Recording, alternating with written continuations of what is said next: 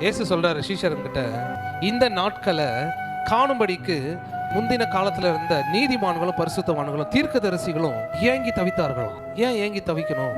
கிறிஸ்துக்கு பின்னாடி இன்னொரு விஷயம் அடிஷனல் ஆடட் ஆகுது. என்னன்னா மனவாட்டி. மனவாட்டினா என்ன? பழைய ஏற்பாடுல நீங்க எங்கேயும் படிக்க முடியாது, புதிய ஏற்பாடுல மட்டும்தான் படிக்க முடியும். எல்லாம் படிக்கும் போதும் கிறிஸ்துவுடனே கிறிஸ்துவுடனே கிறிஸ்துவுடனே, ஏனென்றால் நாங்கள் கிறிஸ்துவோடே மரித்தோம், கிறிஸ்துவுடனே அடக்கம் பண்ணப்பட்டோம், கிறிஸ்துவுடனே மறுபடியும் உயிர் தெழுந்திருக்கிறோம். இப்பொழுது கிறிஸ்து நாங்களும் ஒரே சரீரமாயும் ஒரே ஜீவனமாயும் இருக்கிறோம். We are one family. Bible சொல்லுது, ஒரு திருமணமானவன் தன் தாயின் தன் தகப்பன் வீட்டை விட்டு மனவாட்டியோடு இசைந்திருப்பான். அவர் God is genuine God.